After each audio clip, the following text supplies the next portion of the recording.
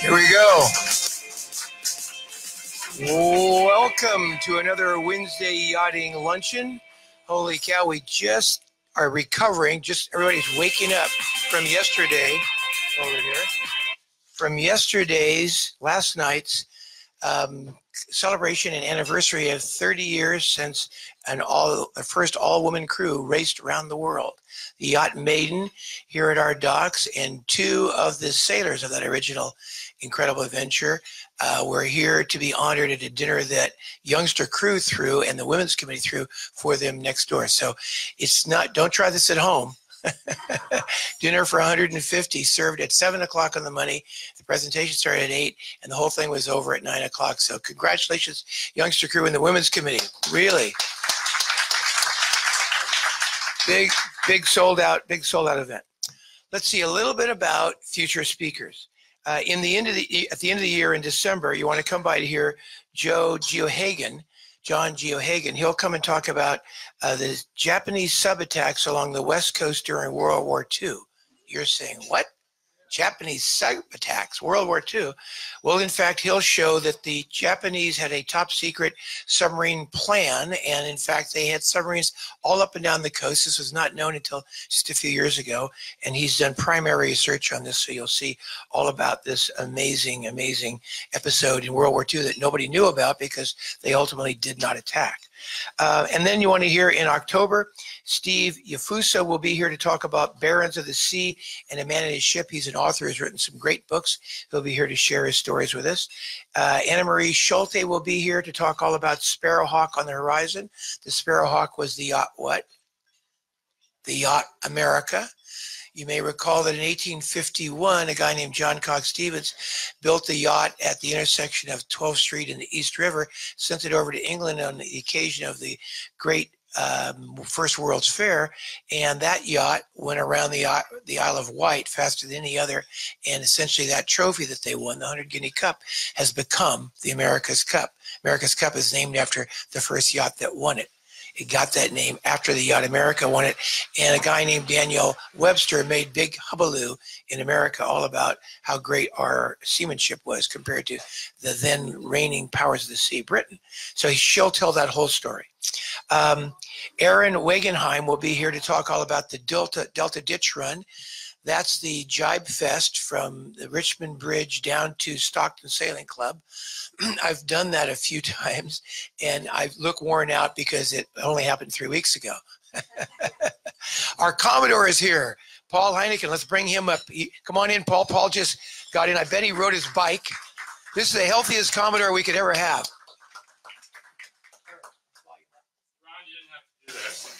Absolutely. Okay. Ron probably told you about the wonderful night we had last night with this same crew and with the youngster crew cooking and the women's committee cooking. Amazing night. So now he's ready for a back-to-back performance today, and we really look forward to Chip and Bill and et cetera. So yes, I did write in. Yes, I was late, and I'm happy to be here. And welcome everybody online, everybody who's interested in the Transpac and Merlin. I got here in '75, and one of the very first big boat series is when Merlin lined up against Windward Passage. And for a kid from New Jersey, that was really neat to see. So we're great 40 years later that we're able to have you back. So I spoke too long. Ron, go for it. Go, thank you, Commodore. Thank you very much, Commodore Paul Heineken. He did ride a bike in. Eric, up just a little bit. He did ride his bike in from Larkspur. From the canyon, down the canyon, over across the bridge. Pretty cool. We're happy that Tinsley is our island, and it wouldn't be for long were it not for the work of Michael Brodsky. By that I mean the Twin Tunnels endangerment is kind of over, and the lawyer who led the Save the California Delta Alliance will be here to speak to us on September 25th. And then we're going to hear as well, Mort Beebe will be here on September 18th to talk about his recent trip to Hong Kong and his whole story about China. He traveled all around China, and that'll be a great show. Susan Rooney and Graham Beal will be here on September 11th to talk about the impending Big Boat series. And next week, you want to come by to listen to Brandon Southwell and Robert Mazurek talk about ship strikes. They're on the increase. What do you mean ship strikes? I mean when ships hit whales. It's not a good thing. It's not pretty, and it's actually a really important and serious issue. These guys have done more research than anybody else I could find on the subject. They'll be here to talk about that. Now, a little bit about our speaker today. It's always fascinating when we ask somebody to come and tell us their story, in this case all about owning the Yacht Merlin, to look at where they sort of started in the sailing world. So think about what you were doing when you were 5 years of age. Our speaker today was sailing a sailfish. Who sailed sailfishes? They were once the most populous boat, recreational boat on the planet before lasers came along, in the York River in Yorktown, Virginia. And his dad was studying there, getting ready to go off to Vietnam as a Coast Guard guy. And he was training for deployment in Vietnam. Next, at age 11, he's racing Flying Scots. Flying Scots, another cool ride, very cool boats to sail. And he was basically, banging around in Flying Scots for a while. At age 12, he won his first Flying Scot race. At age 13, he was second in the National Midwinters as a crew. And by 17, he was winning the Chesapeake Bay Regionals in Flying Scots. So what do Flying Scots have in common with his current ride? Well, both of them, if you look at the underwater shape of them, both of them get out of the water more and more and more, have less wooded surface the faster they go because they're planing hulls. So, in fact, it's really amazing that we're going to hear from Chip Merlin, the owner of Merlin today, but then we're going to have an interview with Chip and the designer of the Yacht Merlin and the designer of what we'll all call the fun is fast era, because ever since Merlin, actually Hutzpah before Merlin, our other interviewee, Bill Lee, has transformed yachting and especially made it fun for us to sail at speed down the breeze. So it's just it's ironic and beautiful that our speaker today owns and is celebrating the yacht he owns, both with the same name. So to talk about the famous fabled Yacht Merlin, let's have our speaker, Chip Merlin. Chip.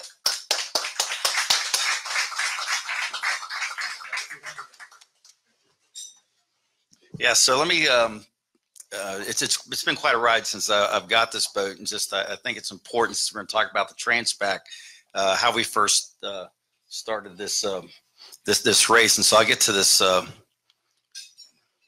we start this? I'll get to it right away as soon as I get just a little bit of help. Right. There we go.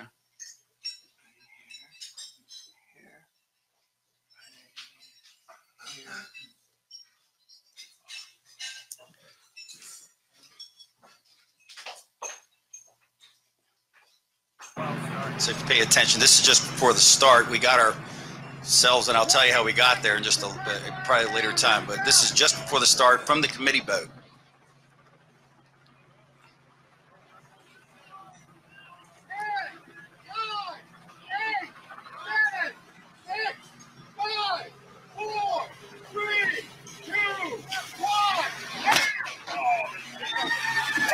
And there we are. Now that's our start, but take a look at what's right behind us and what's coming up behind us. You see in the background, there's one 100-foot boat, Rio, right there. Yeah, it's quite a start, but wait till you see what's right behind us. Another 100-foot boat, Comanche. So,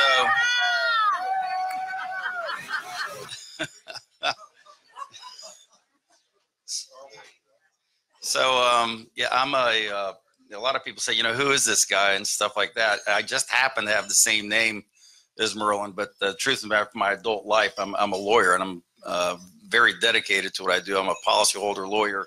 I started with a one-man person firm in Tampa, and now we have 63 attorneys, and we do policyholder work. So from the Virgin Islands with hurricane claims there to Hawaii with lava claims, we're doing all kinds of work, all over. We have 2 people here in San Francisco, and with the office that I was visiting at today, and I'm very, very busy doing that.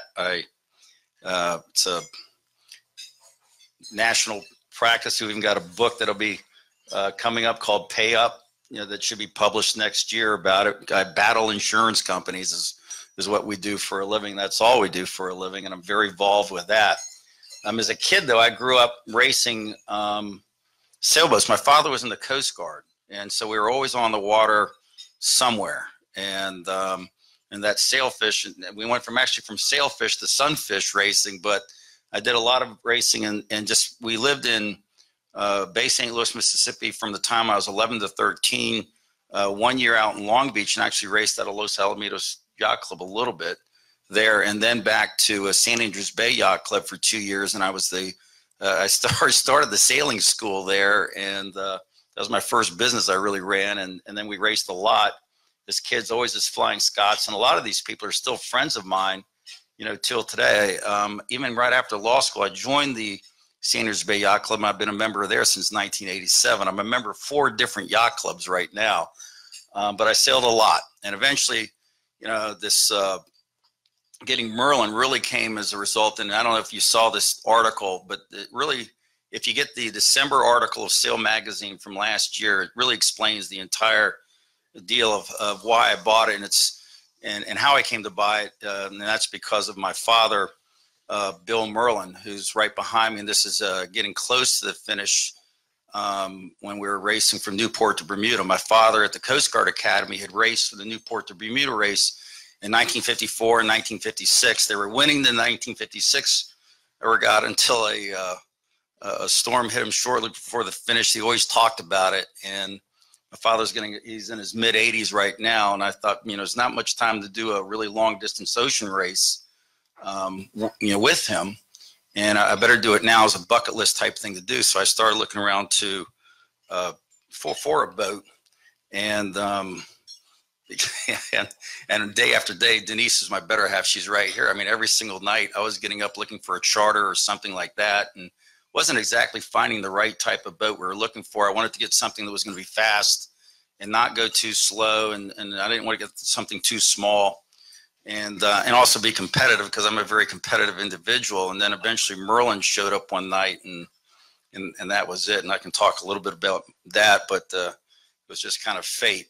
People ask how you first knew about Merlin. It was from reading a 1978 Sports Illustrated article. I'd heard about Merlin winning the Transpac in 1977 when it did it, but it didn't mean much to me then, because I was living on the East Coast and going to my first year of undergraduate. But the next year, when that Sports Illustrated article came out talking about what it almost described, almost a crazy hippie designer with a crazy idea about making ultralight boats, building the boat in a chicken coop, with limited funds, and taking on the establishment of yacht racing by building a boat that's ultralight displacement, even when others would say that if you do this, you're going to cause everybody to die on it, was pretty intriguing to me as a kid. And he was doing it with a boat that he named after, has my same last name. And I literally, and I've told people this, if I ever have a chance to buy that boat, I'll buy that boat. And sometimes dreams come true. And so it was interesting when I called Bill right away. Went out there. I recently got back into sailboat racing back in Tampa, Florida, and I had a couple boats by this time. And there was a guy, because I'm very busy with my practice, that I said, my designated boat captain, just to make sure that they get around to where I'm at. And I said, just fly out there and see Bill Lee, and I'll see you in a couple of days. I got to do a deposition in New York, and off we go, meet Bill, and we end up buying the boat. And Bill, why he had it, and the whole story how Merlin gets back to Bill Lee, who designs it, builds it, cells that have gone all over the place back and forth. Bill, how many times you've owned the boat now? Twice, right. So he sold it. Everybody, a lot of other people bought it. Eventually it goes up to the Great Lakes where the owner, his health kind of deteriorated, and Bill bought it back from him and did probably the first big, what I think is retrofit to the boat that is still with the boat right now. And you can see the old keel down here on this model. And Bill put on the keel that's on it right now, big, with Alan Andrews' help, which I think is kind of interesting since Bill and Alan used to really be competitive, design competitors against each other.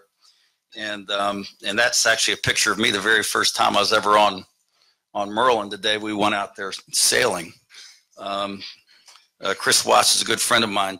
He said, Chip, it was obvious you're going to buy the boat. I guess if you go back, you can see how happy I was on it.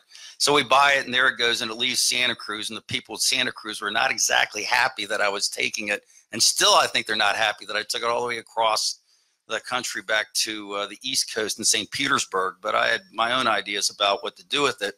I always looked at Merlin as being a very iconic boat, the type that most people knew about, but nobody on the Eastern Seaboard knew about it.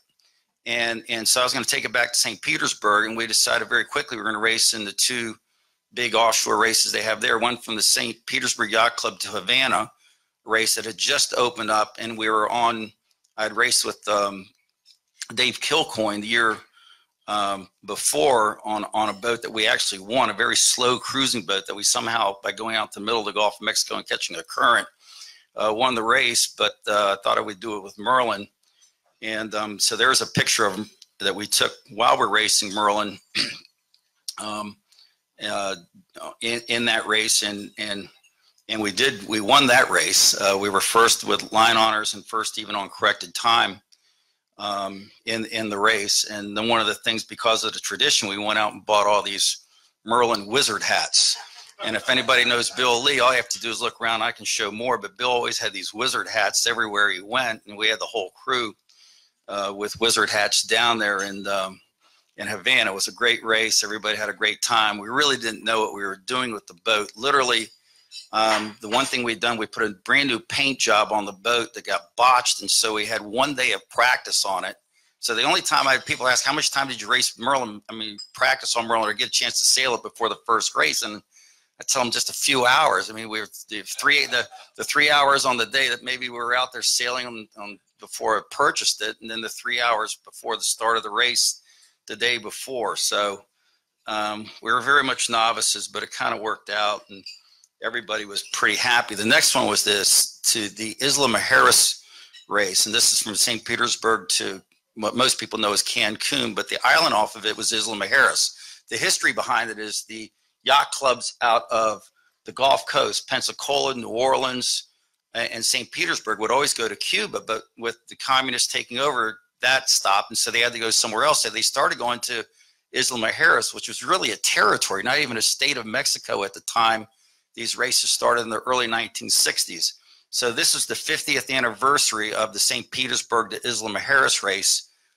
We put some new electronics on for that race, and sure enough, the first night, the electronics completely go out, so we go without electronics the first night. But it was in the 50th running, Merlin set the course record, fastest for both a monohull or a multi-hull ever. And it was obvious that we had a very, very fast sailboat that we're still just learning, really how to race and sail at the time. And we're real happy with it.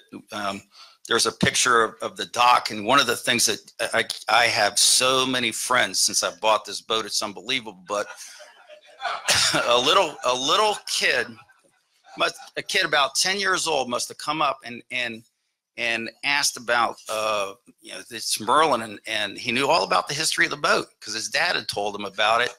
And then he asked if he could get on. I gave him a hat and the whole bit, and you can see at the top of this. The very top, we've kept the old battle flag that Bill had, and added a couple more that we've got, but it still has the what I call the rainbow and the blue paint job on it. And there's Denise and I with all the, you do get a lot of trophies with this boat. I'll say that too. Again, with the wizard hats down in Isla Mujeres.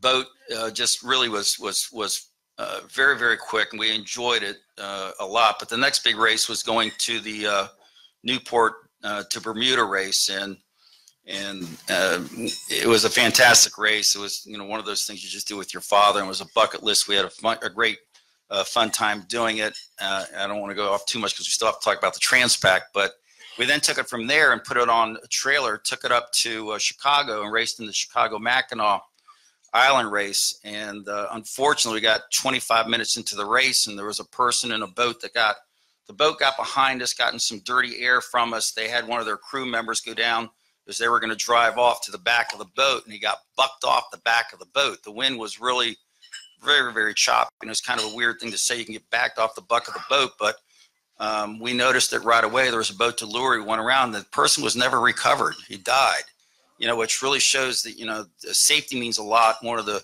biggest things because I grew up racing dinghies and stuff, but the seamanship that's required to race boats offshore is at an extraordinarily higher level that I really didn't appreciate fully, I think, until last year, and even through the Transpac and some of the training for that. So I encourage a lot of people that are doing dinghy racing to go do this, but it's a different game, and one that's actually a lot more serious.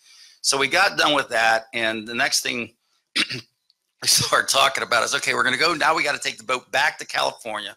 Where are we going to take it? We took it down to Dennis Choate and his crew down in Long Beach to go get work done. And there's Brian Malone to the right, who's my boat captain, Dennis Choate, and then myself in Dennis's office. But they started, you know, right away, and Bill Lee was very instrumental. Trevor Bayless was very instrumental. Chris Watts was instrumental. A lot of the ideas that we were going to do, but they're really basic things about like dinghy racing. You take the weight out of the back of the boat, you take the weight out of the front of the boat, you put the weight down low as you possibly can, right around the middle of the boat. Anything extra that you don't need, you take, you know, out of. You make the bottom as fine as you can so the water can flow over. I mean, these are just basic things you learn from racing as a time you're a little kid that we just applied to Merlin. And so we started a pretty big retrofit that I thought was going to be over 4 years. And my pocketbook will tell you it took a lot out of it in just one. And these guys really went to town. We took about 20 inches off the cabin to make it shorter. So it would open up the boat. Took a lot of things off. So the boat that was originally built here in the back deck doesn't look like that anymore. And we did everything. The holes for the new engine, we put an engine in that's further forward, because once you cut off the cabin, you can put the stairwell up further. Well, if you put the stairwell up further, why don't you take the engine that's further back and put it up more further? It's like one thing to another, and they just kept taking me and turning me upside down and get all my money out and go ahead and change this boat around. We put a new carbon fiber mast on. We shortened the boom, put a carbon fiber boom on it, put carbon fiber stays. I mean, we have a carbon fiber head on it. I mean, everything is lighter, and it's a better, I'm certain it's the best, you know, that the boat, you know, has been, because we modernized it to compete against other boats that are more modern. And we want to do that. We want to race the boat and give it its best chance. At the same time, you know, keep the boat the same way it was. So if you'll notice, this is as it's leaving the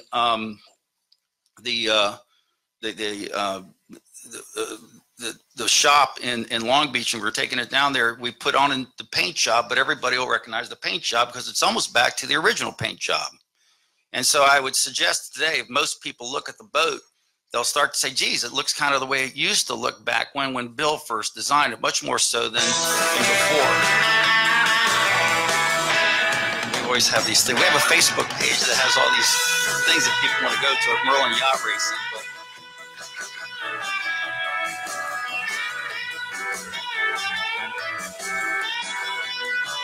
there's so many little details to it.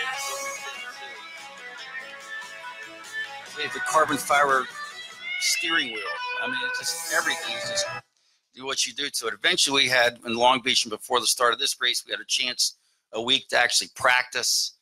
We had a party. Everybody put on their wizard hats, including Bill.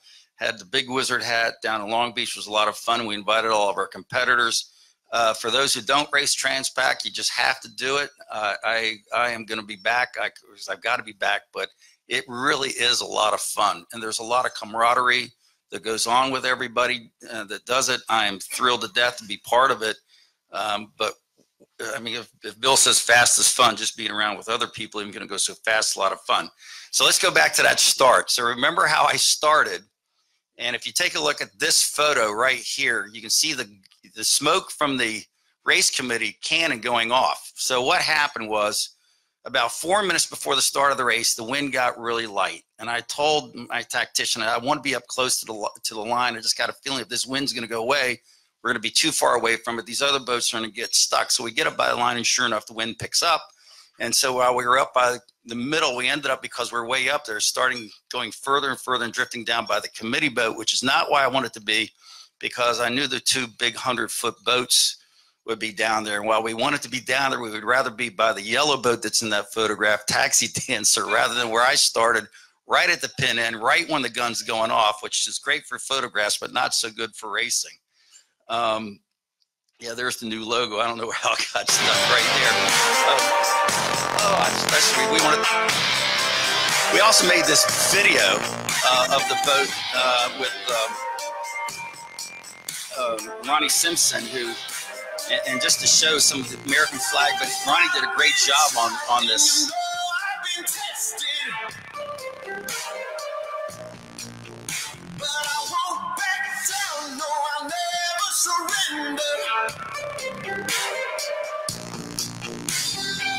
I've seen the proof, I know the truth.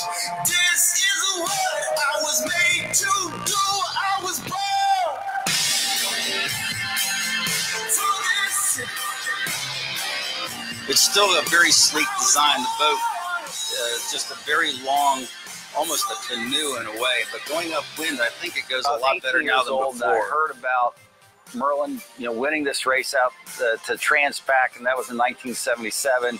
The boat has my name on it, obviously, which I thought was pretty cool, and it goes out and sets this record that had been staying, for a long time, and it was kind of a different design boat. So what a cool boat, what a cool story, what a cool group of guys that got together to race it. What an interesting, boat designer with his ideas about how boat design ought to go. I thought when I saw that Sports Illustrated article, man, if I could ever somehow have a chance to own that boat, that would be the coolest thing in the world.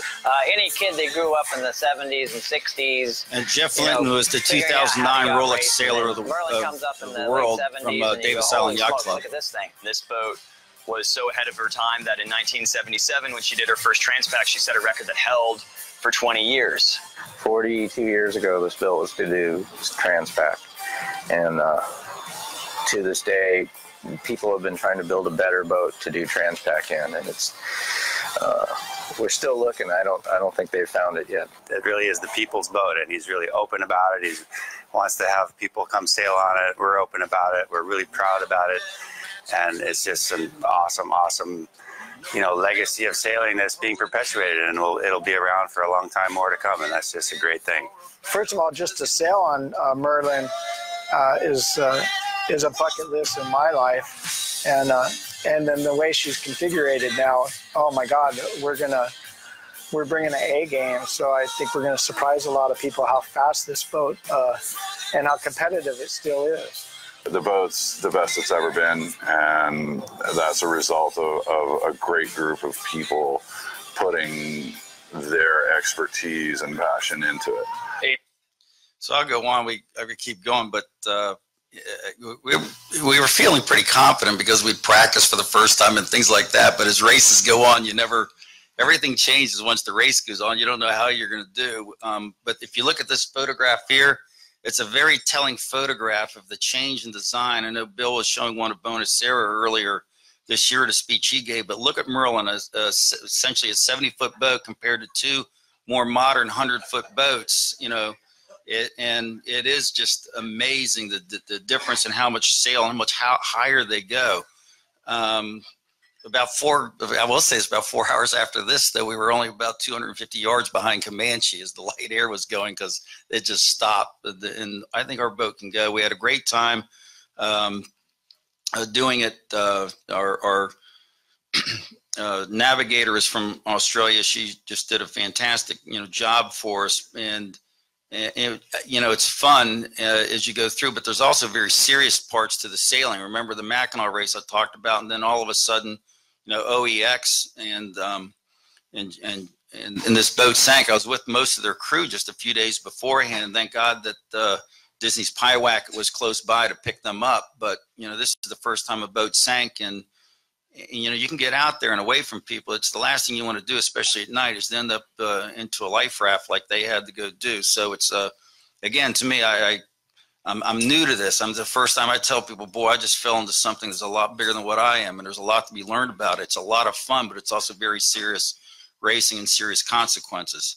Anyway, we had a blast on the way down there. What I found, though, that was we got ahead of Taxi Dancer for a while, but we couldn't keep extending, our lead. We blew out one of our spinnakers, but we found out everybody else did too, and it's kind of a hard thing to describe. I think Bill kept talking about time on the water, and I agree. For anybody who's raced a sailboat, you have to spend time with the boat and the circ and how it goes. But the boat was having a difficult time surfing and planing because we were getting waves that were getting cross waves back there, and it would really mess up the people's spinnaker. And it wasn't just us having the problem, but it was others as well too. As we were racing, we ended up finishing, third, even though we were first in our division to finish.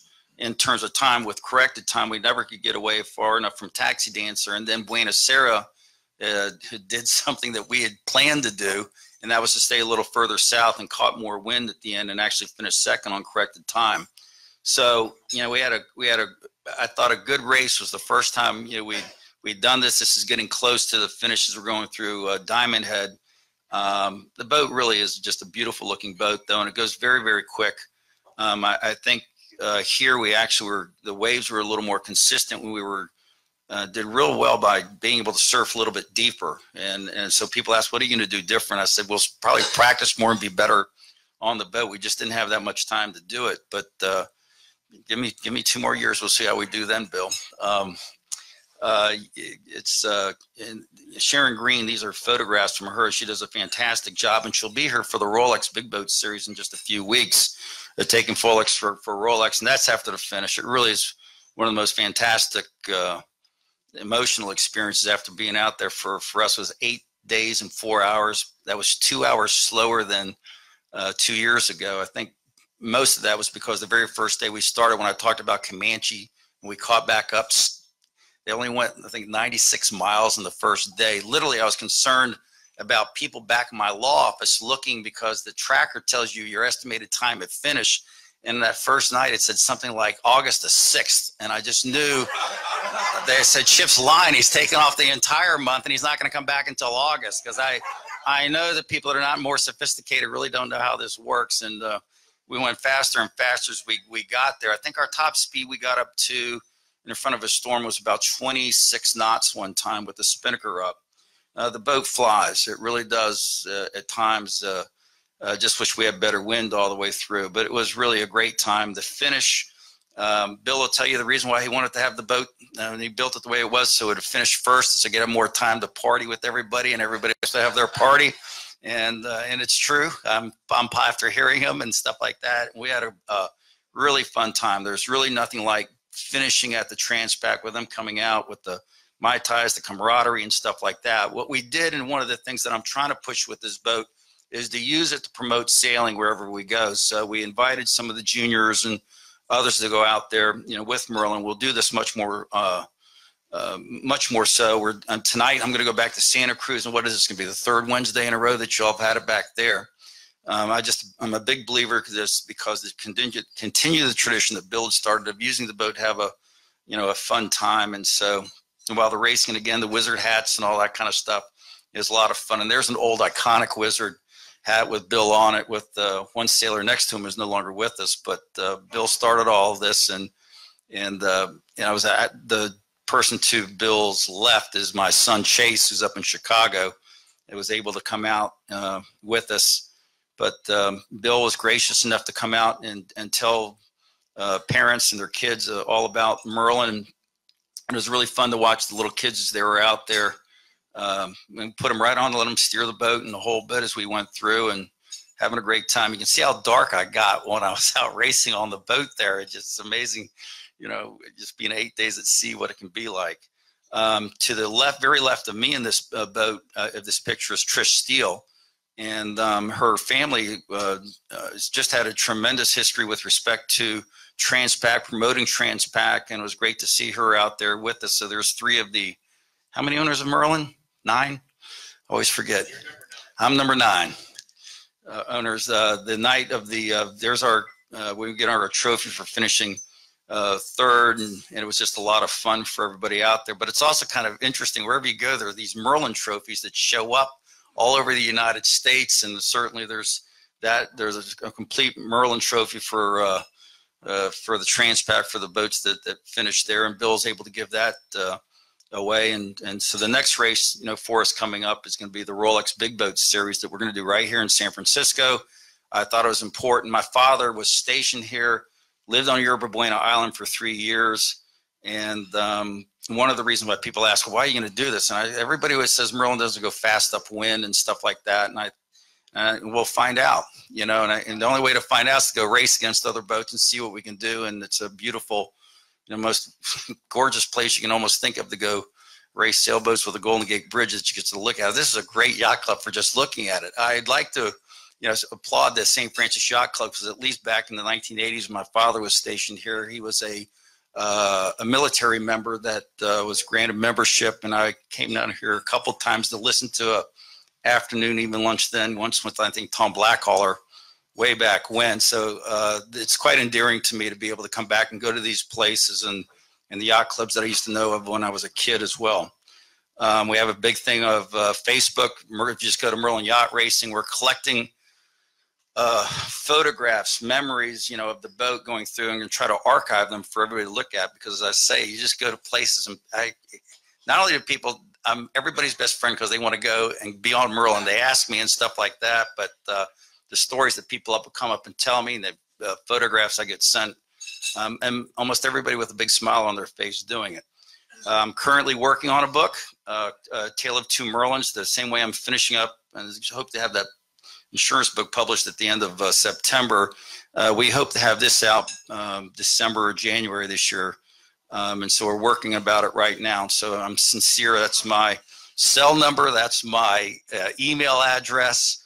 And if people have anything, photos and stuff like that, we're going to try to include that, not just on the, we have, you know, the book is published that way, but also for a whole, on our Facebook and also on the website from Merlin, we have all those things placed. So with that, thank you very much. And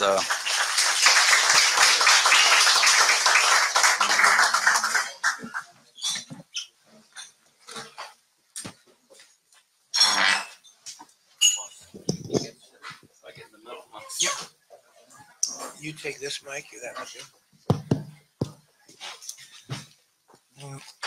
Welcome, of course, to our Wednesday Yachting Luncheon, live from the St. Francis Yacht Club.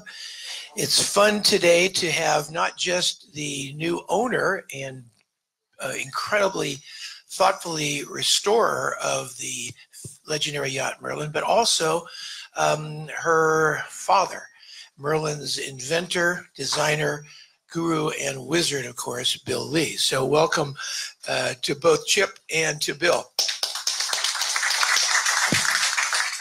So I'm going to ask questions, and when I see a question in the audience, Anita has a microphone. And so, Anita, if you'll stand up here and kind of keep people remembering that they can ask a question, we'll take questions from the audience as well. So first of all, to Chip, did your mom sail? No, well, my mom will go sailing, but she is really not into racing. That one race I talked about, my first time I ever won a sailboat race was I needed another crew, and I had to pull my mother out of the bar actually to go and then sail with me, and somehow we won the race. And out of the bar, you said? Out of the bar. Like, that's where most parents are at the times, you know, on a Saturday or Sunday afternoon race, and there was an extra boat left there, and so I looked around. I found one adult that would go race with me, and I needed one more, and I got my mom. So she could be watching, you know, out of the bar still. She probably won't like that, but it's the truth. The truth, it's stranger than fiction. Actually, for I think a lot of people, though, it's your parents that first take you out there doing it. It was my father that got me out there, but my mother was very supportive of my racing, driving me all over the place as a kid. and then them being the adult chaperone for other junior sailors. And so I think it's important the role that parents will play in doing something that I truly love, and that's sailboat racing. So everybody who sailed with Bill knows that at the parties afterwards, he's magical. And he doesn't just have a Merlin hat, he has a Merlin cap. And so Bill, cape, I mean. And so Bill, when you turn them onto the Merlin hats, don't you ever give them a chance to wear the cape? Well, my wife answered that question, and the answer was not yet. The Merlin cape has all the real magic, Chip. Get that close to you. So now we saw this incredibly extensive retrofit, and when you look at the deck layout, it looks really much cleaner and faster, and you've redesigned the cockpit and so on. So first, let's hear from Bill. What's the conceptual underlying of the architecture of changing the deck layout and the cockpit layout the way that you did? Keep the mic close. Okay, so when we originally built the boat, it would be like that model over there, and it's a relatively small cockpit. The boat's decked over aft.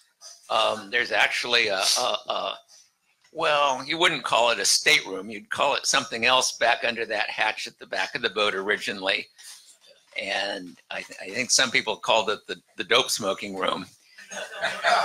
And then the entire interior had quite a bit of wood in it. It was really quite pretty. But small cockpit, not near as efficient as today's cockpit. And when the boat sold in 2000, they completely ripped off our deck and cockpit, got rid of our secret room aft, and put a rather ugly deck house on and ripped all the wood out, and all the pretty wood came out, but did a better job on the cockpit. And then it was that way when we got it in 2015. And then just this last year, Chip and Dennis did a great job of further opening up the cockpit, cutting off 20 inches of that ugly deck house, which made it much less ugly. And the deck layout is quite efficient now. Chip, you sail with this new deck layout. We've all looked at it. It's very, very cool. It's like the modern boats, shorter cabin, more space aft for working and so on. But how did it feel like to sail it? Well, first of all, I think it's a lot safer too, and people don't talk about that. But when you're not having to walk over so many things, it's clean, and clean usually means safer. There was more room from a very practical standpoint. I always felt when the way I was skippering the boat, I was sitting on top of the main trimmer, and I know Bill likes to stand up. Other people I usually like sitting down in the particular area. I just wanted it to open up, so there's some practical reasons why I wanted to do it. But the boat feels, and I was really concerned because the boat, when we first had it, I thought it sailed great. It does not sail like I would think a big sailboat would sail. Instead, it sails more like the dinghy that I was used to, and I would be able to, just with a couple of fingers, be able to move it around. So I had a very light feel, and I didn't want to lose that. I had a lot of discussion with Bill and others about that. So when we moved the rudder up, I was concerned how that would be. It actually is fine. I really can't tell any difference in the way the boat handles today than it used to, except I think it's actually a little quicker and a little more nimble. So Bill, speaking of speed, give us some polars of the boat and call it 15 knots of breeze, upwind, offwind, not counting waves. What do the polars look like on the performance of the boat? Well, when we got the instruments, we could never make them work. Mic closer. When we got the boat in 2015, we could never make the instruments work, so we never recorded any polars. This is a perfect wizard answer. We have all kinds of naval architects who give us pages of polars. The fastest guy, I don't know, what polars? We're talking about polars? So, and then I think the current instruments have had some little minor quirks in them too. And so nobody knows. Well, that's a kind of suspicious answer from the wizard.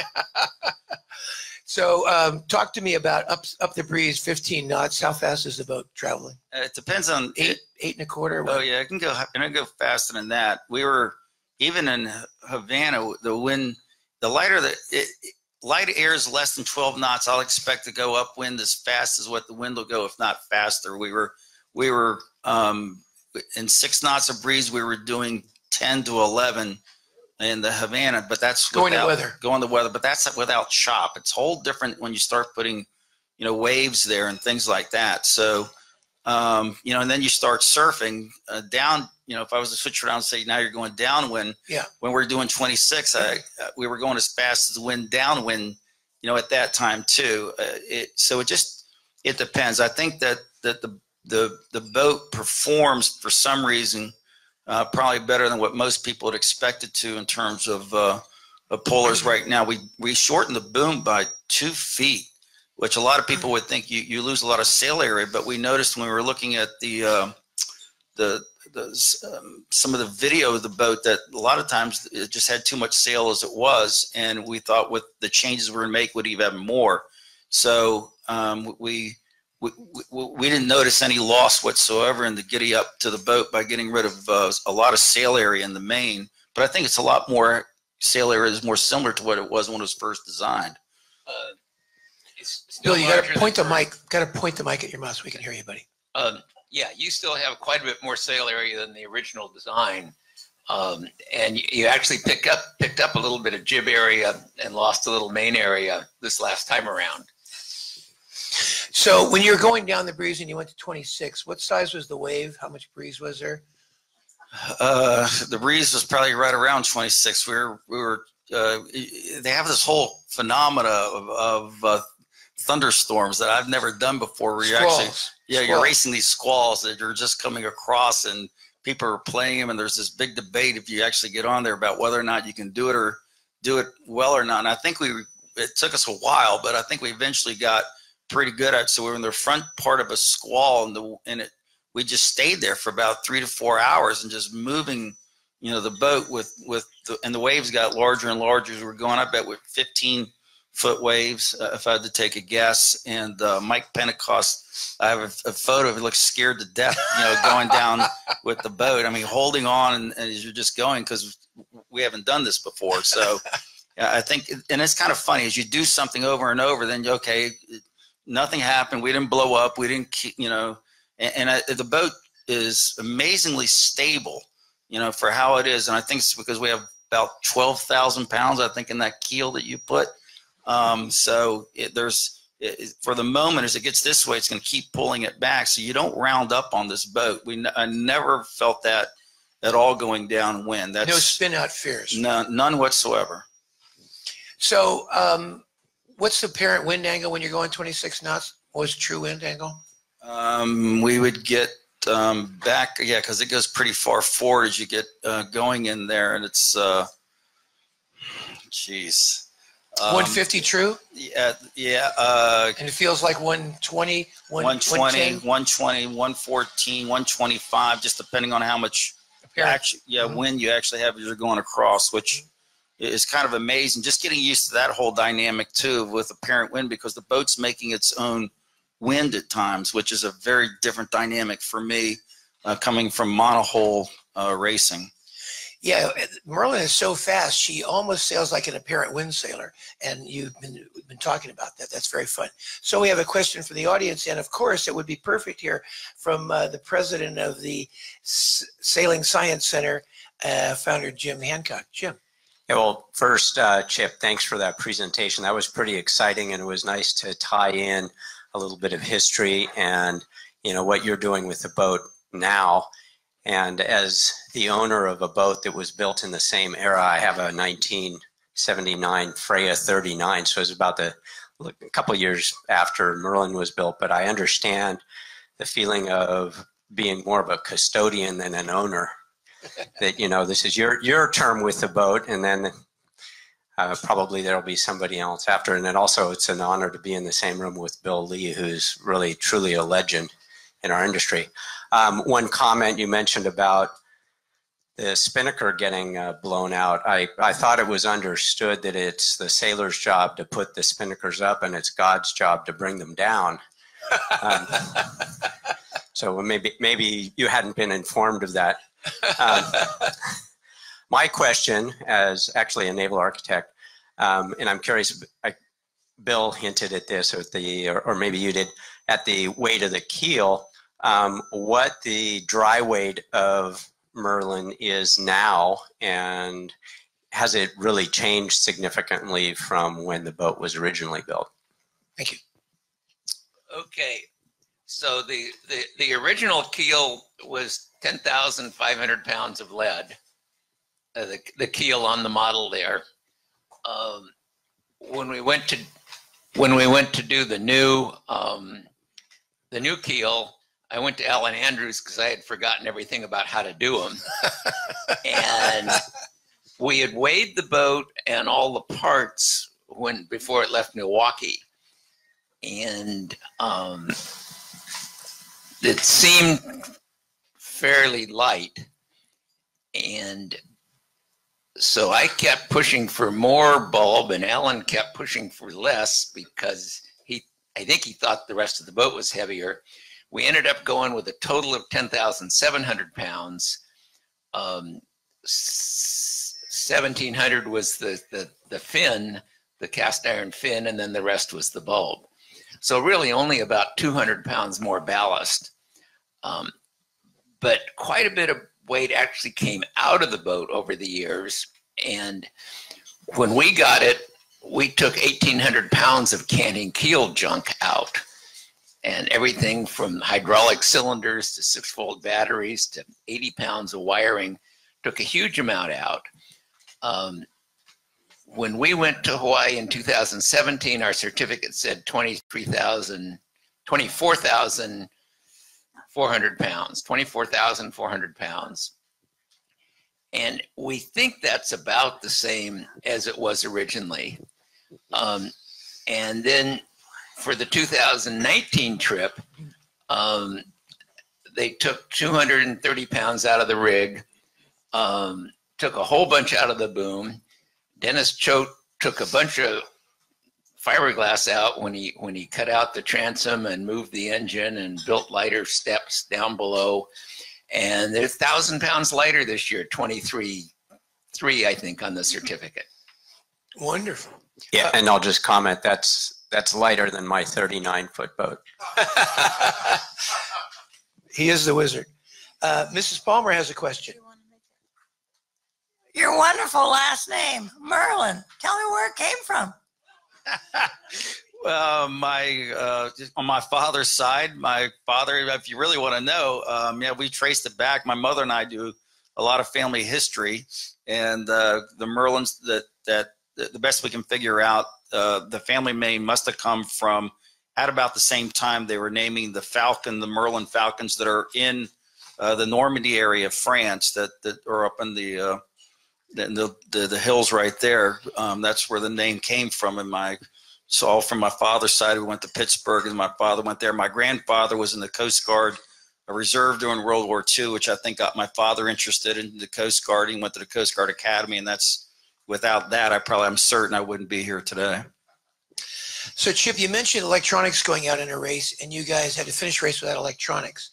Navigation electronics went out as well? Everything went out that first time. Yeah, it was the first time we redid the electronics. I thought Bill's electronics on his boat were getting a bit old, and we talked about the need to upgrade those. And of course, when you do it, there's always something that goes wrong, and something went wrong that first night. So we were sailing by the stars again. And so you're doing true celestial or dead reckoning? Well, some people had the little handheld GPS things that you would have, but there's just nothing else that you would have on the boat that you would need.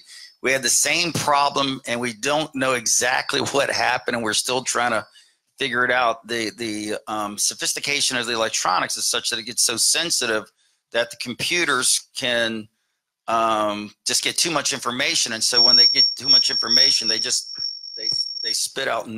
You'll keep your mic and when they put out nothing, all of a sudden, all your electronics about your boat speed, boat direction, all that go down. Well, when you're in the middle of the Pacific Ocean and there's no moon out and it's overcast, you're almost sailing into the abyss, which was a really weird thing one night. And so I mentioned Jeff Linton, and Jeff was I always pay attention to who I think steering best and suggest who should steer. I think that's part of my role at the time as the leader of the boat. And Jeff was, you can see why he was the Rolex Sailor of the Year one year, and a very good friend of mine. I'm fortunate to have some very good amateur sailors that are friends of mine.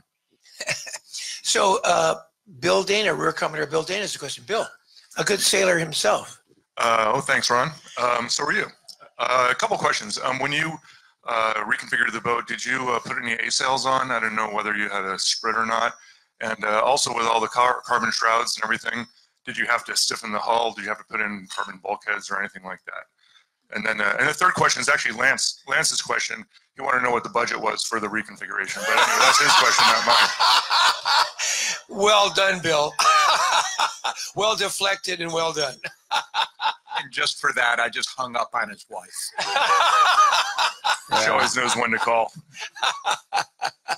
So it's amazing what we can spend money on, you know, that others might think is a waste. But yeah, we did all kinds of things. They had metal chain plates that we made carbon fiber and brought them on the inside. The scoop, you know, there's a scoop on the back that wasn't originally there, and we kept that there. But we also, you know, changed its angle just a little bit for a number of reasons.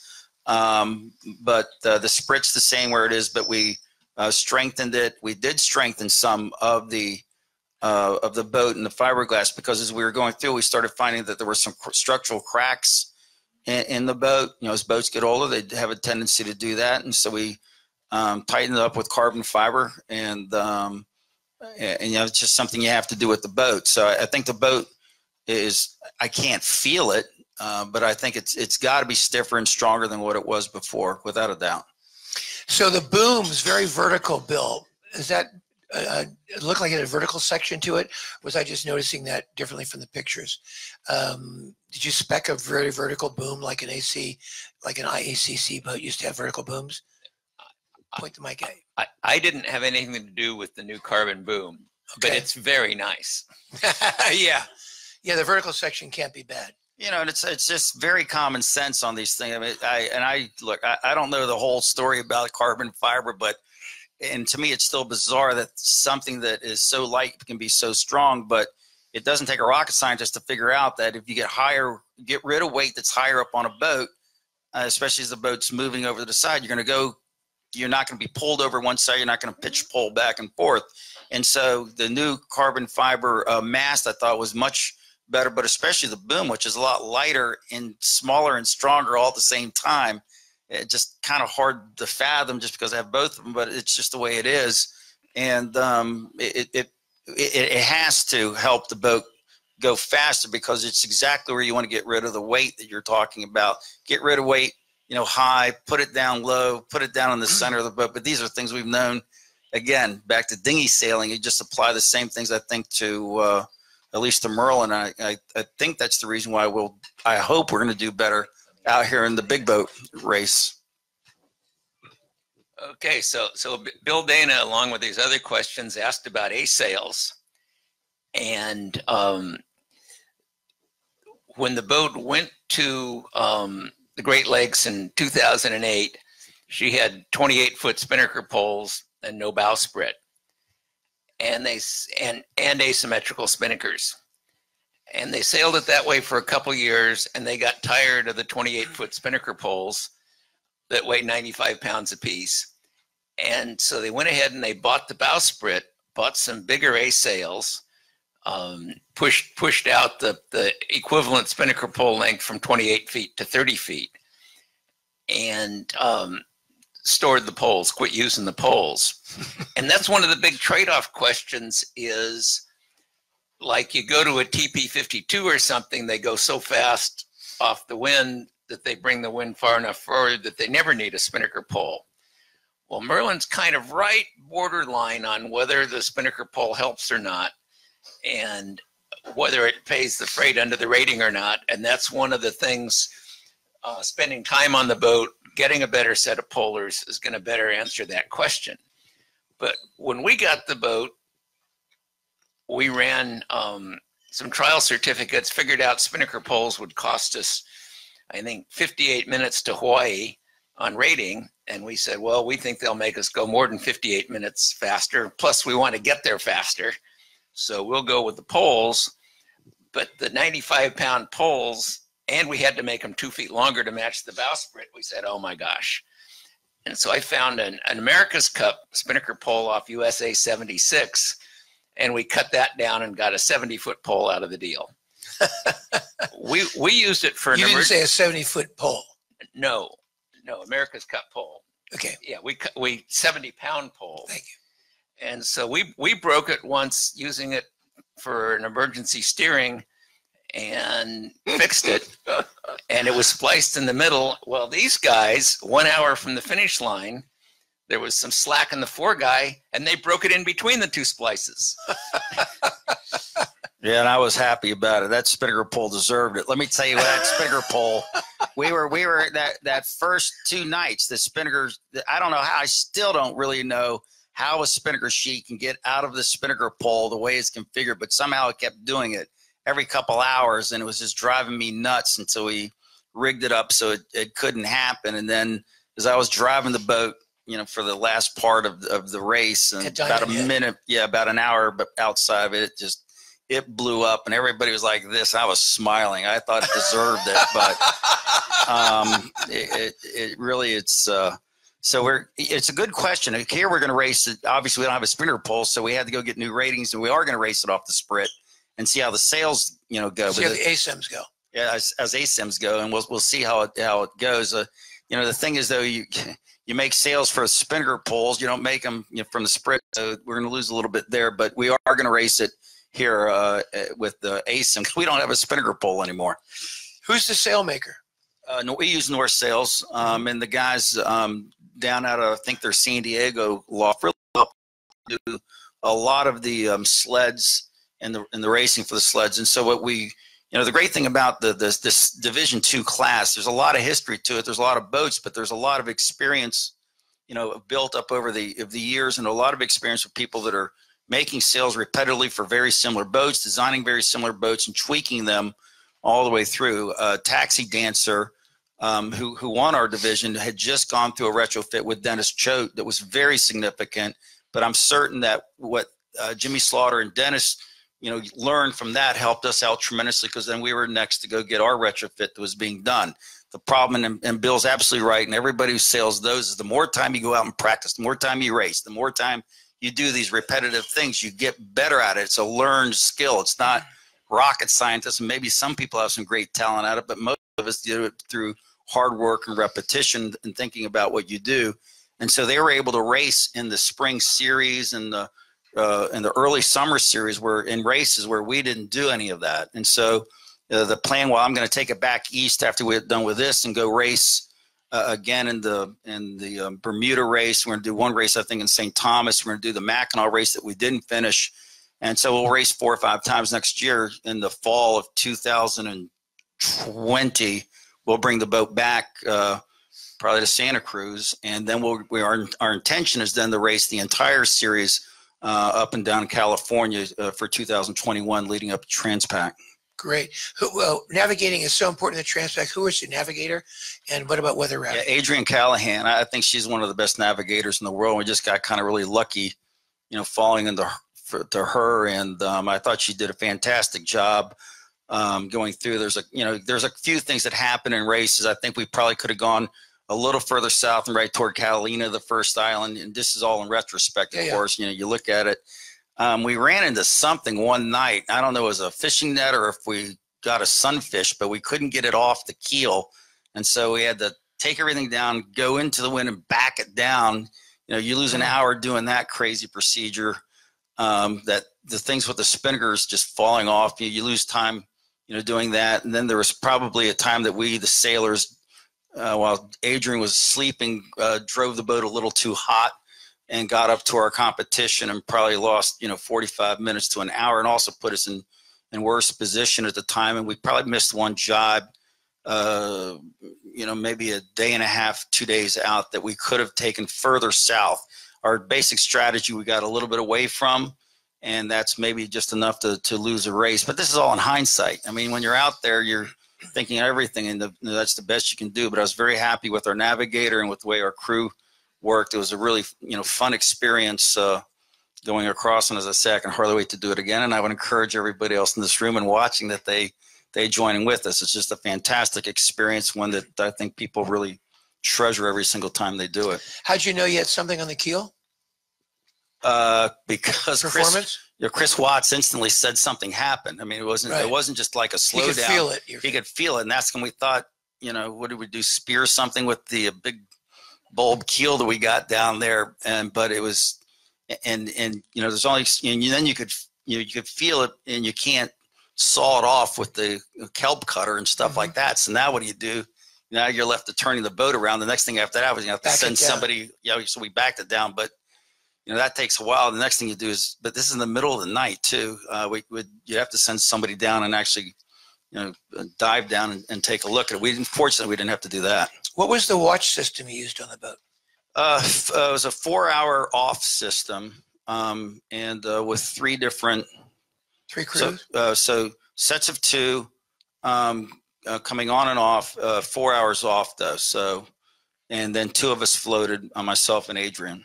Mm-hmm. So give us the crew positions forward and back. What's total size of the crew, and bow to stern? What were the crew positions? So we had 10. James Clappier was the bowman. Then Cap Malone would have been mid-bow. McKenzie was taking care of the pit. Brian Malone was the backup for that. Chris Watts on the main. Mike Pentecost and Kia Ho were both trimmers. I'm driving the boat. Brian Malone is the general tactician. Am I missing somebody? Jeff Linton was the starting tactician for me. How many drivers? Everybody except for Kat and Brian drove the boat. Mm-hmm.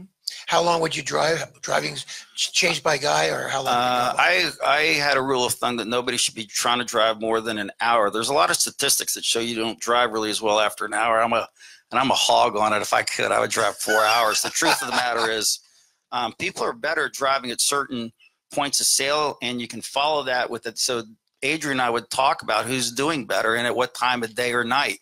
And after a few days or nights, you can figure out who's doing the best at what time. And I would make the call, but everybody's pretty good about that on our team. And if you look at it as a teamwork, then people have certain skill sets at one thing than another. So Bill, once about 30 years or so ago, I was sailing with you. We were going in Merlin up to the Stag Cruise. What a thing to do. And you said, come down below, and you pulled out on the nav station this drawing, and you said, I think I'm going to call it a Santa Cruz 50. What do you think? And it was like, what an idea. So now how many 50s and how many 70s have you basically had floating since Merlin? Okay, so Merlin was 1977. The first Santa Cruz 750 was 1979. 2 years later, right? And we built about 28 of them altogether. And then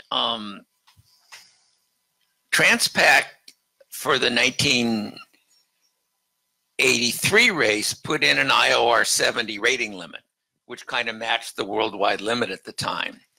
And this closed the door on building bigger and bigger boats, but it opened the door for some very, very tight racing.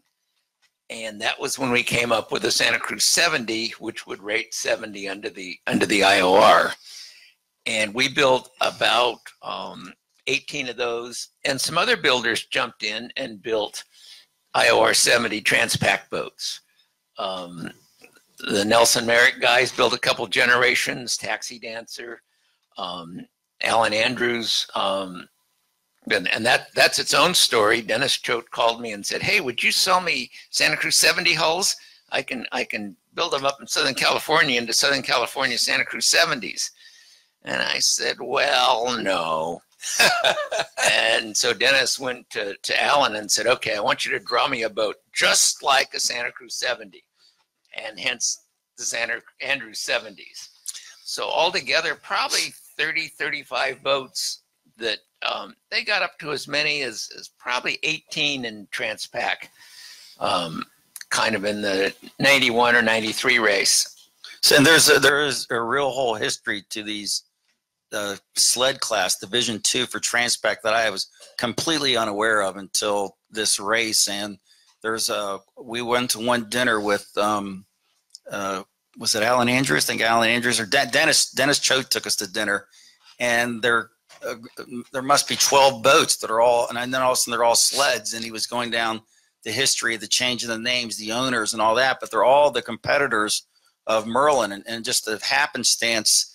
The slip that we were placed in while we were practicing for Merlin a couple of weeks before the start of the race was put next to the original,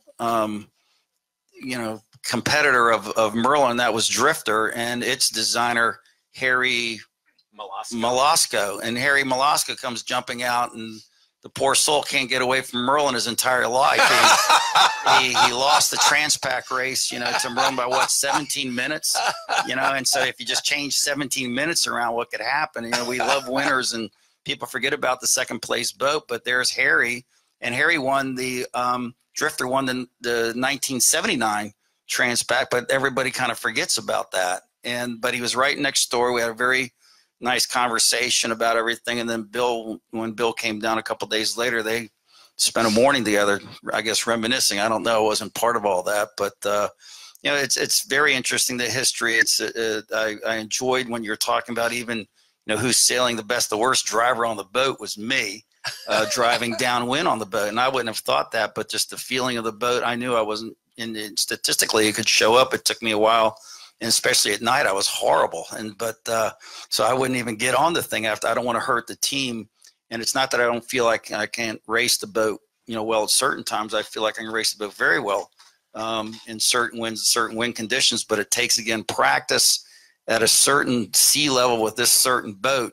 And I hope that we do the boat right by continuing the race and get better on the water. That's the one hope for it. And I do feel we can be competitive even with an older boat. So I appreciate the comment of owning an older boat. There's a budget for everybody in this sport. And I think there's a lot of older boats that are looking for ownership, and they don't have to be 70-foot boats. They could be a 24-foot boat, and you don't have to spend millions of dollars. If you spend sometimes just a brand new set of sails, these old boats that are sitting around can go out and be raced against others, and people can enjoy themselves. And that's part of what we're trying to accomplish with Merlin, to show people you can do this, as well as encourage younger people and others to the joy of it and getting out there and sailing on it. So we're really looking forward to coming back here in a few weeks. So as was mentioned earlier, Merlin that won the Transpac in 77 held the record until 97. At that time was something like 22% of the history of the regatta, of the race. And so it was great pleasure today that we'd have the creator of Merlin and the whole legend around Merlin, Bill Lee, and the newest owner of Merlin and the recreator of Merlin, Chip Merlin himself, both with us. Thanks very much for joining the Wednesday Yachting Luncheon. Thanks, boys. Great job. Good on you. Meeting's adjourned. Thank you, Ron. Good going. Don't you like it? I do. It's a great shirt. Yeah. Unbelievably. I should have thought about it earlier. The boat's in Santa Cruz right now? It's in Santa Cruz right now. Yeah, so I want to come down and go sailing when you're bringing it here for the big boat in a couple of weeks. Yeah, we're gonna